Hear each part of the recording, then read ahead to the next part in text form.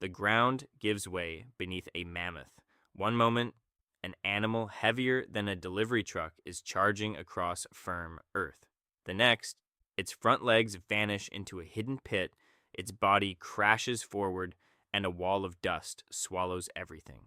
You are standing close enough to feel the impact through your feet, but the most dangerous creature in this scene is not the mammoth. It is you. For most of human history, you had no rifle, no steel trap, and no safe distance between your body and several tons of frightened muscle. A mammoth could crush you. A bison could throw you into the air. Even a wounded horse could kick hard enough to end your life. So, how did your ancestors hunt animals that were faster, stronger, and sometimes 50 times heavier than a human hunter? They stopped trying to overpower them. Instead, they learned to weaponize the ground, the herd, the weather, and the animal's own instincts. Some traps were holes. Some were walls so low that they looked almost useless. Some were entire landscapes, shaped into machines that could stretch farther than you could see. And the craziest part is that the final weapon was rarely the spear. It was prediction. How could prediction bring down a giant? Start in what is now Tultepec, north of Mexico City. Between roughly 15,000 and 13,000 years ago, this region was a basin of lakes, mud, grass, and roaming Colombian mammoths. In 2019, excavations at Tultepec uncovered more than 1,500 bones from at least 14 mammoths. Archaeologist Luis Córdoba Barradas, who led the work for Mexico's National Institute of Anthropology and History, identified 2 enormous human-modified pits and interpreted them as mammoth traps. That interpretation changes the picture completely. Could 2 holes really reveal an organized hunting system? A mammoth pit was not something one hunter dug after breakfast. You needed people, you needed time, you needed to understand the soil well enough to create a steep-sided depression without modern shovels. And then you needed a plan for moving an animal toward the one patch of ground it must not enter. What happens if the mammoth turns around? That is where the trap becomes psychological. Your group spreads across the landscape. Some hunters remain visible, others hide along the route. Fire, noise, thrown objects, and coordinated movement may narrow the mammoth's choices, not by controlling every step, but by making one direction feel safer than all the others.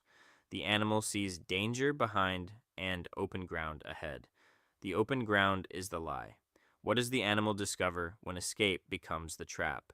At Tultepec, the arrangement and selection of bones also suggests that the animals were processed deliberately after death. Some parts are absent. Other bones were placed intentionally, including vertebrae arranged around a skull. You are not looking at a simple accident where mammoths wandered into mud and people found them later. You are looking at repeated interaction between hunters and giants, with butchery, planning, and perhaps ritual woven together. Could one site preserve both a meal and a belief? But archaeology demands caution. A pit filled with mammoth bones does not preserve the shouted commands, the exact route of the chase, or the moment the animal fell. Córdoba Barradas offers an interpretation built from the shape of the pits, the bone pattern, and signs of human handling. The evidence is powerful, but it is not a prehistoric video recording. Why does that distinction matter? Because one famous giant animal trap may never have been a trap at all. At Cotte de St Brelade on the island of Jersey, heaps of mammoth and woolly rhinoceros bones were once presented as evidence that Neanderthals drove huge animals over a cliff. It was the perfect dramatic scene. Hunters form a line. Mammoths panic. An entire herd disappears over the edge, but what if the bones record the meal without recording the kill? Then the scene began to crack. In 2015, zoo archaeologist Geoff Smith reassessed the site.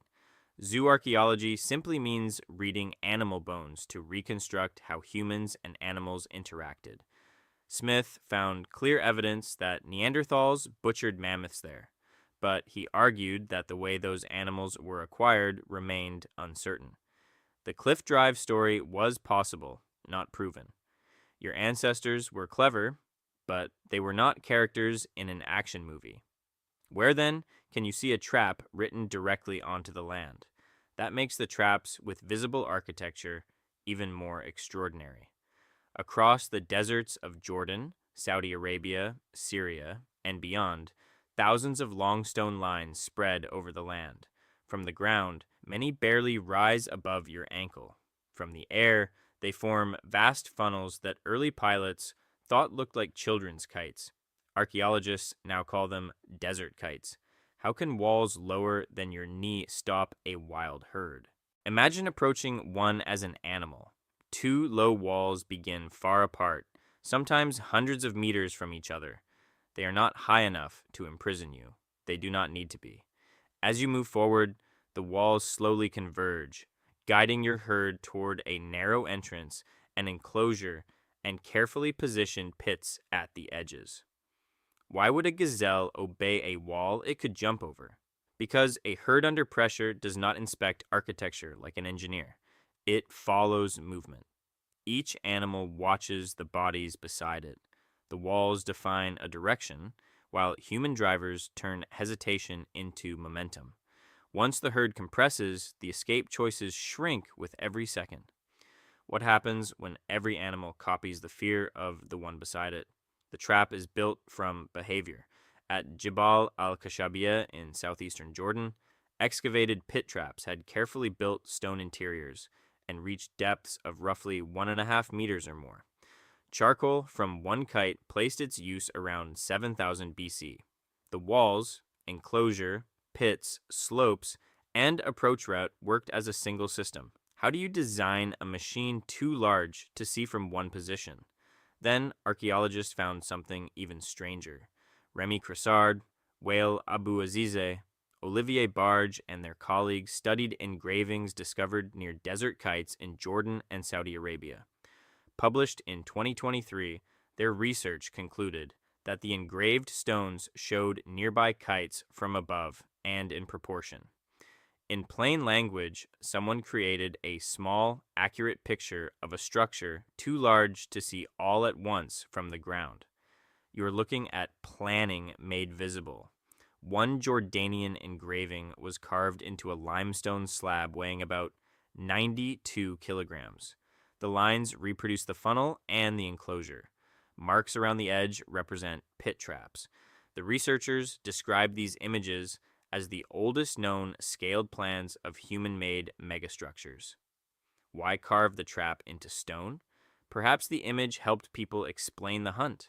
Perhaps it preserved knowledge. Perhaps it carried social or ritual meaning. The exact purpose remains unknown, but the engraving proves that the builders could compress a huge landscape into a shared mental picture. How many minds could one picture bring into alignment? That ability may have mattered more than any weapon. So, reconstruct the hunt. The morning begins before the animals arrive. You check the pits. You repair loose stones. You study the wind because your scent can reveal the hunters before the herd reaches the funnel. People take positions so far apart that some can barely see each other. How can a scattered group act like one body? There is no leader shouting across the entire formation. Everyone must already understand the plan. One group circles behind the herd. Another blocks a side route. Hunters near the entrance wait because moving too early could split the animals and ruin days of preparation. Children, elders, and skilled trackers may support the operation away from the most dangerous point because a mass hunt affects the entire community. What happens when even one person moves too soon? Then the herd begins to move. At first, nothing looks dramatic. The animals walk between the walls. A few turn toward an edge, see human movement, and return to the group. The funnel tightens so gradually that the danger becomes obvious only when the herd is already committed. When does guidance become captivity? Now speed becomes the lock on the trap. Dust rises, hooves strike stone. The animals at the front see the enclosure too late, while those behind continue pushing forward. Some fall into hidden pits. Others become trapped inside the terminal space, where hunters can approach with less risk than they would face on open ground. Was the final weapon ever really the spear? The spear finishes the hunt. The landscape wins it. Thousands of kilometers away, and much later in time, indigenous hunters on the North American plains used the same deep principle without building the same machine. At Head Smashed in Buffalo Jump in what is now Alberta, people used hills, depressions, stone markers, and drive lanes to funnel bison toward a cliff about 10 meters high. Archaeological layers record nearly 6,000 years of use. How do you make a herd run toward empty air? You do not begin at the cliff. You begin far out on the plains, where the animals still feel free. Hunters guide the herd into a broad gathering basin, then into increasingly narrow lanes. Knowledge of wind, terrain, season, and bison behavior turns a natural cliff into the final moving part of the trap. The jump is only the last second of a plan that may take days. And what begins when the running stops? Below the cliff, the work changes. Carcasses must be butchered quickly. Meat must be distributed or preserved. Hides become clothing and shelter. Bone becomes tools. A successful mass hunt produces abundance, but abundance creates its own emergency. Can you process everything before it spoils or attracts predators? This is the counterintuitive twist. The biggest trap did not merely solve hunger, it created a logistics problem. A giant kill required knives, labor, storage, knowledge, cooperation, and rules about who received what. Could success itself become a threat? The hunt was a social machine before it was a killing machine. That also explains why mass traps could be dangerous in a larger sense. If used too often, they could remove more animals than a local population could replace. Researchers Hugh Grucut and W. Christopher Carlton have examined desert kites as mass kill technology and asked how such hunting may have affected animal populations and ecosystems. A brilliant trap can become too successful. Technology has always carried that risk. Your ancestors did not survive because they had the strongest bodies. They survived because many minds could share one invisible plan. One person could notice a migration route, another could remember the wind, another could shape stone, read tracks, organize drivers, or preserve meat. What was more powerful, the weapon or the coordination? No single hunter was the trap.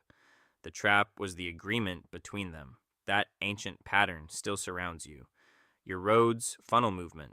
Your apps predict behavior. Your supermarkets hide enormous systems of timing, storage, and coordination behind one easy choice. The most powerful machines in your life are rarely single objects.